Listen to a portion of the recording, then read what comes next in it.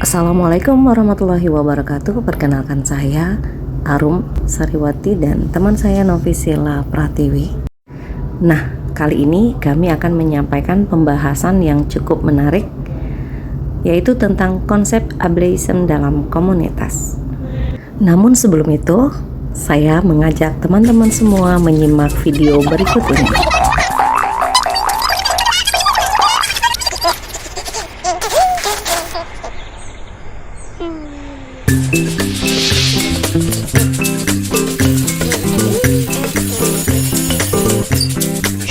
Een peentje, een beetje besmedisch, een peentje, een beetje besmedisch.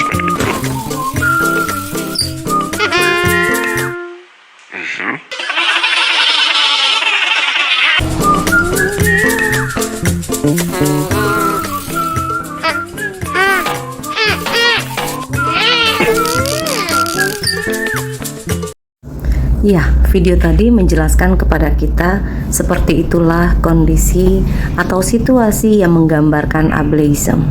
Jadi, ableisme adalah diskriminasi dan prasangka sosial terhadap penyandang disabilitas atau orang yang dianggap sebagai difabel. Menurut Campbell, ableisme menjadi penyebab laten maraknya diskriminasi dan stigmatisasi terhadap penyandang disabilitas. Perilaku ini secara disengaja ataupun tidak disengaja.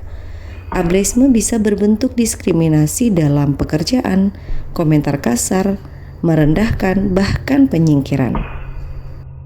Selanjutnya, kita membahas definisi ableism dalam psikologi komunitas. Ableisme adalah sebuah konsep yang tidak hanya terkait dengan aspek sosial, tetapi juga memiliki relevansi dalam psikologi komunitas. Dalam psikologi komunitas, ableisme sering dilihat sebagai salah satu bentuk diskriminasi yang mempengaruhi individu dengan disabilitas dalam berbagai aspek kehidupan.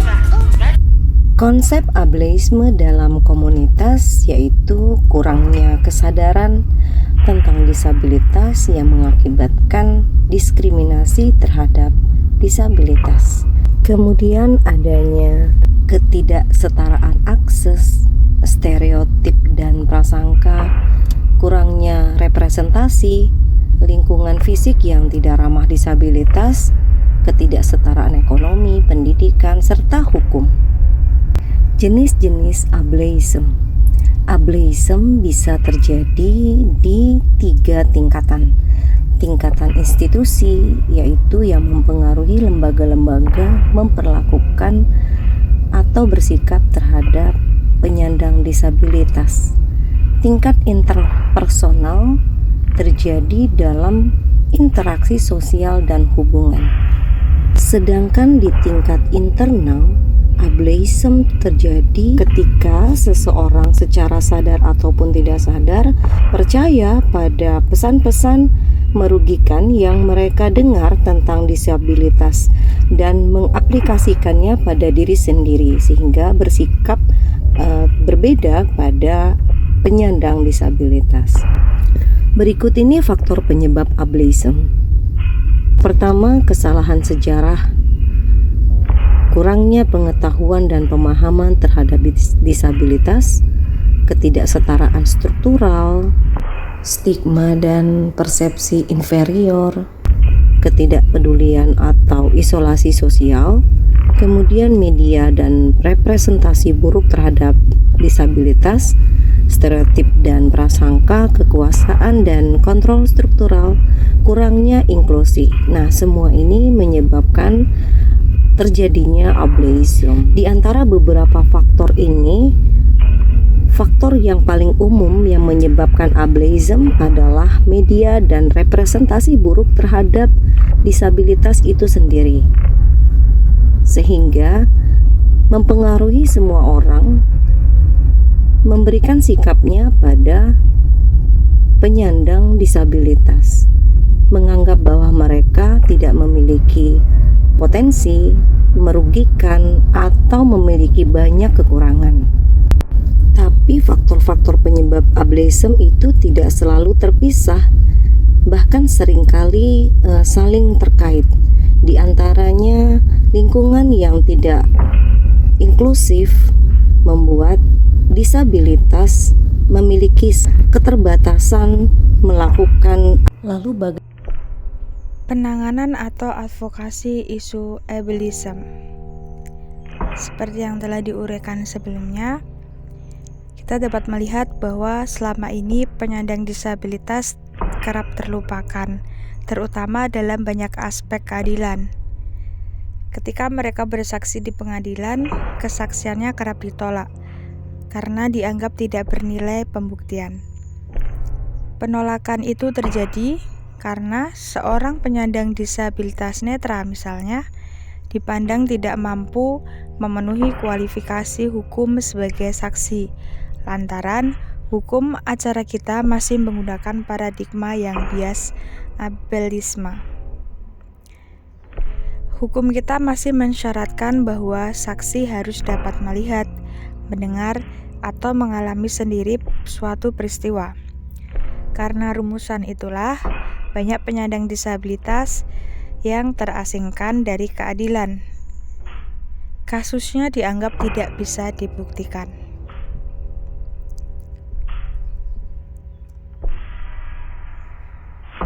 Stereotip dan prasangka terhadap kelompok difabel. Yang pertama, karena dianggap tidak normal secara fisik, maka diragukan semua kemampuan dan kompetensinya. Salah satu masalah utama adalah stereotip bahwa individu dengan disabilitas dianggap sebagai tidak normal secara fisik, yang kemudian mengarah pada keraguan terhadap kemampuan dan kompetensi mereka dalam berbagai aspek kehidupan. Ini merendahkan individu dengan disabilitas dan menciptakan hambatan bagi mereka dalam mencapai potensinya.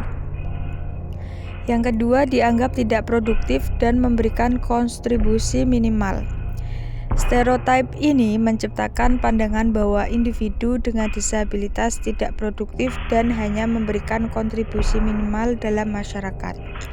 Ini mengabaikan banyak kontribusi yang berharga yang dapat diberikan individu dengan disabilitas jika diberikan peluang dan dukungan yang sesuai.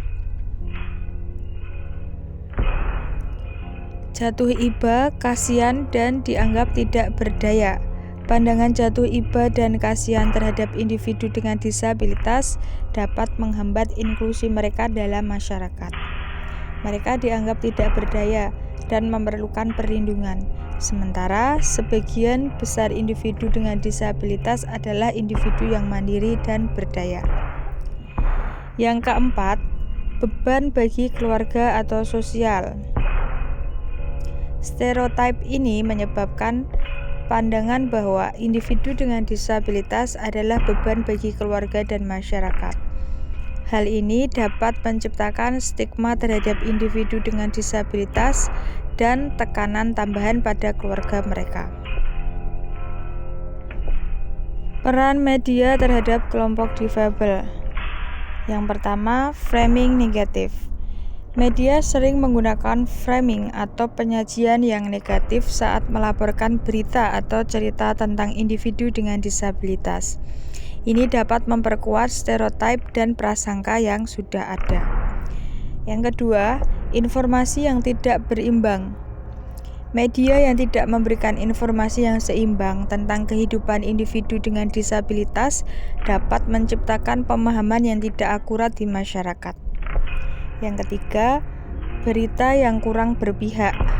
Berita yang kurang berpihak atau tidak memperhatikan isu-isu disabilitas dapat menyebabkan ketidakpedulian dan kurangnya kesadaran tentang masalah yang dihadapi oleh kelompok difabel. Peraturan dan kebijakan yang tidak adil. Yang pertama, keberadaan sekolah khusus. Keberadaan sekolah khusus dapat membatasi akses individu dengan disabilitas ke pendidikan inklusif yang setara. Ini menciptakan ketidaksetaraan dalam peluang pendidikan. Yang kedua, fasilitas umum yang tidak ramah kepada kelompok difabel. Kurangnya aksesibilitas dan fasilitas umum yang tidak ramah kepada kelompok difabel dapat membatasi partisipasi mereka dalam masyarakat. Yang ketiga, peraturan yang ambigu seperti sehat jasmani dan rohani. Peraturan yang ambigu dapat memunculkan ketidakpastian hukum dan memberi ruang bagi diskriminasi terhadap kelompok difabel. Kemudian undang-undang atau regulasi yang tidak berpihak pada kelompok difabel. Ketidakadilan dalam undang-undang dan regulasi yang mengatur hak dan perlindungan individu dengan disabilitas dapat menciptakan ketidaksetaraan dan memperkuat prasangka dan juga contoh-contoh ableism. Dari sikap permusuhan dan agresi yang jelas hingga interaksi sehari-hari yang kurang terlihat. Beberapa contoh dari ini meliputi: yang pertama, bertanya kepada seseorang apa yang salah dengan mereka. Yang kedua, mengatakan, "Kamu tidak terlihat cacat," seolah-olah ini adalah pujian. Yang ketiga, melihat seseorang dengan disabilitas sebagai sumber inspirasi karena melakukan hal-hal yang umum seperti memiliki karir. Contoh yang lainnya adalah mengasumsikan bahwa disabilitas fisik adalah produk dari kemalasan atau kurangnya olahraga. Kemudian menggunakan fasilitas publik yang ditujukan untuk orang dengan disabilitas seperti tempat parkir atau toilet.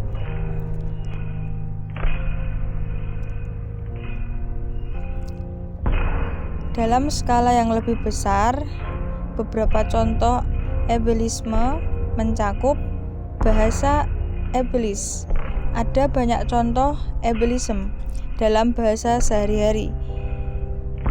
Istilah seperti bodoh dan cacat awalnya digunakan untuk menggambarkan disabilitas. Orang juga salah menggunakan kata-kata dengan cara yang meremehkan kondisi. Sebagai contoh, seseorang mungkin mengatakan bodoh atau buruk. Yang kedua, desain yang tidak dapat diakses, merancang bangunan, ruang publik, produk, dan tentang teknologi yang hanya mengakomodasi orang yang tidak memiliki disabilitas adalah contoh ableism. Termasuk situs web yang tidak memiliki fitur perbesaran teks, bangunan yang tidak memiliki ram pemandu untuk kursi roda, dan juga trotoar dengan rintangan yang membuat berjalan lebih sulit. Yang ketiga, diskriminasi dalam pendidikan. Sekolah yang menolak membuat akomodasi disabilitas, gagal memahami disabilitas, atau mencoba mengajar seorang anak untuk tidak memiliki keterbatasan mereka adalah contoh ableism dalam pendidikan. Sebagai contoh yang lain, seorang guru mungkin menghukum seorang anak karena disleksia mereka daripada menyesuaikan cara mengajarnya. Kemudian contoh yang lain juga ada diskriminasi dalam pekerjaan. Pemberi kerja mungkin memiliki prasangka terhadap mereka yang memiliki disabilitas, percaya bahwa mereka adalah pekerja yang kurang produktif. Mereka juga mungkin menolak akomodasi disabilitas kepada karyawan yang ada atau membiarkan pelecehan di tempat kerja tidak dihukum. Contoh-contoh anti-ableism.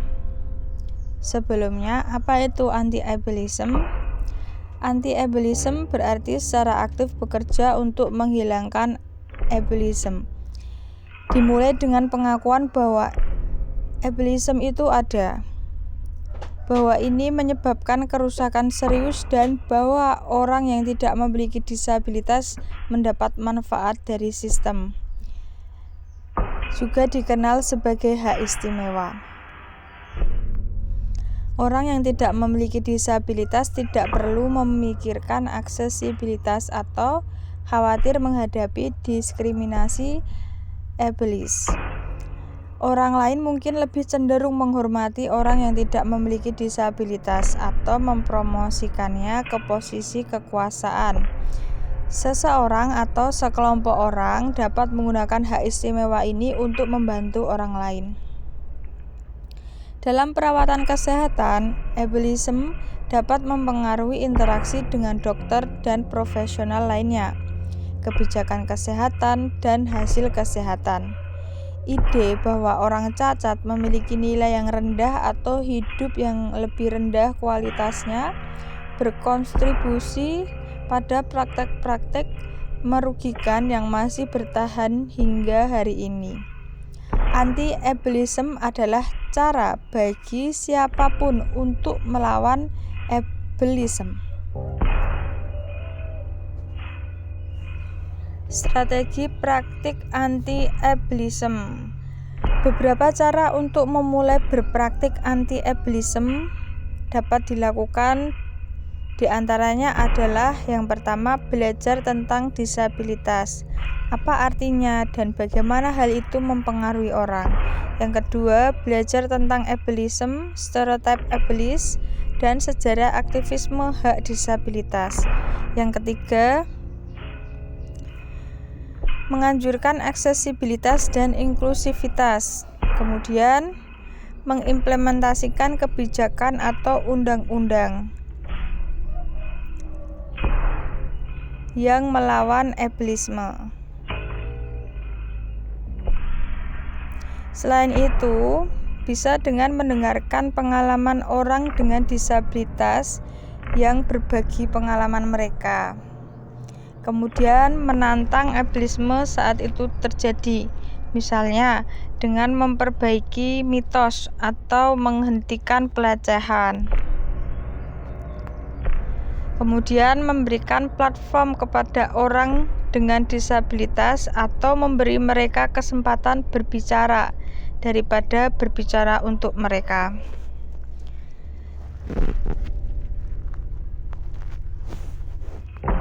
Nah, selanjutnya mari kita simak cuplikan video singkat berikut ini.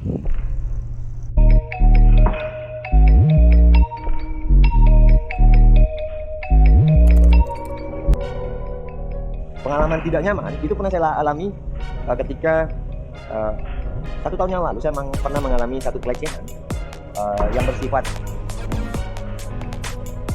menjustifikasi seorang penyandang disabilitas karena dari sisi bentuk fisik seseorang tersebut menilai bahwa ketidakmampuan seorang penyandang disabilitas untuk melakukan sesuatu. Prasangka-prasangka buruk itu ya saya memaklumi saja. Saya memaklumi. Negara aja sampai hari ini belum begitu besar memberikan kemerdekaan kawan-kawan disabilitas, apalagi warga negaranya, pemahaman itu. Saran untuk semua orang, baik itu perorangan maupun lembaga, stop ableism. Ableism itu adalah prasangka buruk atau prasangka negatif atau prasangka yang tidak terhadap penyandang disabilitas. Karena berawal dari prasangka buruk, Anda sudah mendiskriminasi, sudah melecehkan kemampuan maupun segala hal yang menyangkut penyandang disabilitas.